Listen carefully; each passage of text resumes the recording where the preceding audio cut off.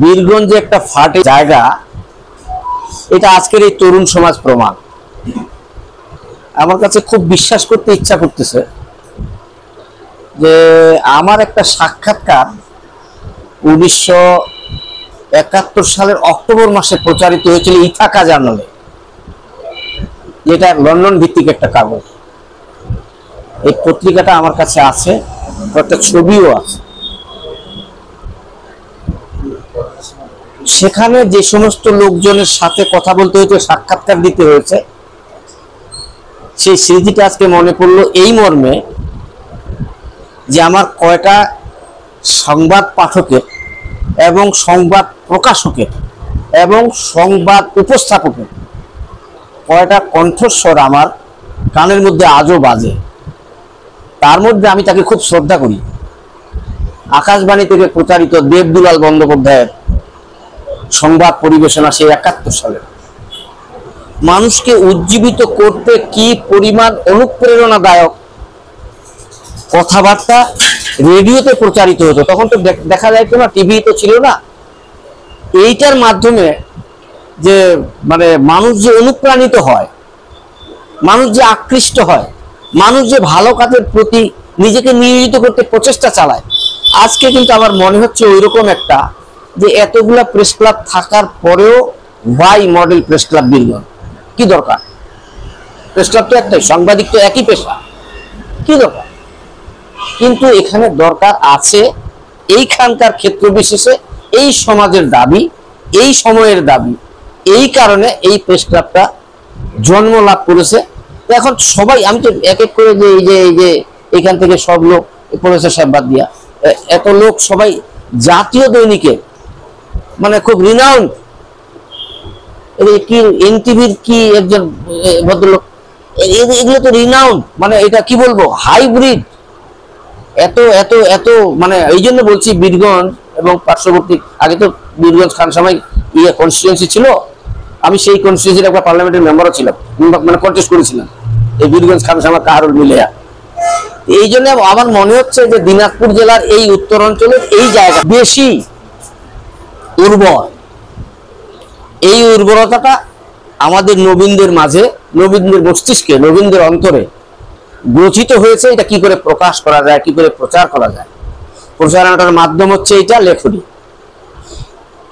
অনেক অনেক অনেক মূল্যবান কথা অনেকে বলেছে যে মানে প্রেস ক্লাব সম্বন্ধে প্রেসের কর্মকর্তা বা প্রেসের সঙ্গে সংশ্লিষ্ট যারা, তাদের কিছু খারাপ দৃষ্টিভঙ্গিও আছে, খারাপ কার্যক্রমও আছে। আমি এটা বিশ্বাস করতে চাই না, এই জন্যে যে লিখতে গেলে বানান ভুল হয়, সেই ভুলটা যদি প্রকারান্তরে সমাজের ক্ষতিকার হয়, এই জন্য বানানের বেলায় সবাইকে খুব খুব আন্তরিক হতে হবে। এই যে ইংরেজি লেকচারার সাহেব এখানে বসেই কথা হচ্ছিল, একটা আমার কথা বেশি হয়ে যায়, বড় হয়ে যাচ্ছে। কথা হচ্ছিল যে কি বলে বাংলা, কি বলে hybrid, main hybriding farm, main hybriding farm.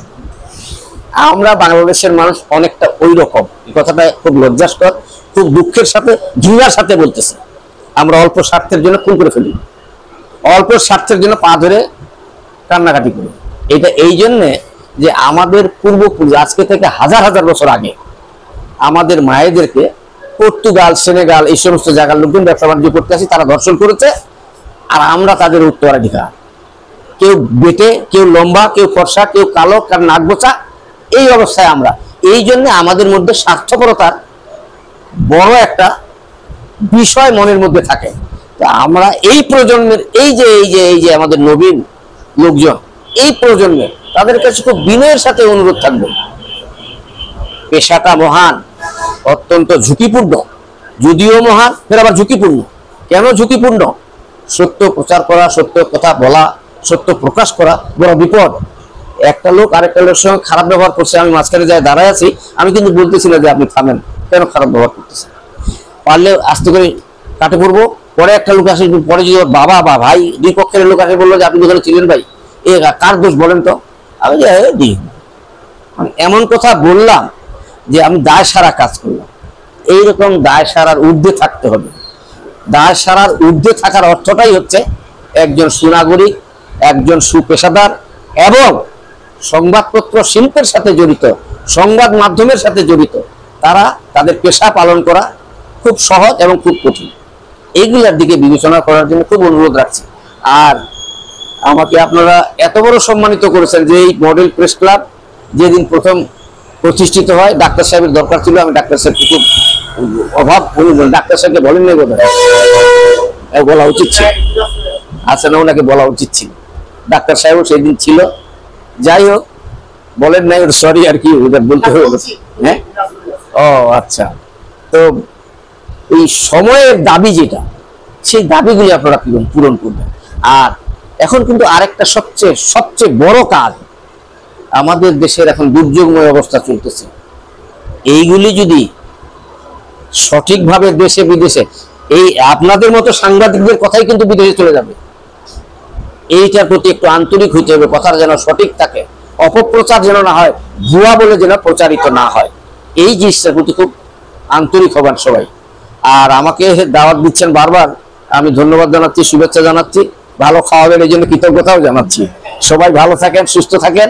আর এই মডেল প্রেস ক্লাব সমৃদ্ধি থেকে এগিয়ে যাক, তার এই শুভকামনাটা আমি করছি। আসসালামু আলাইকুম।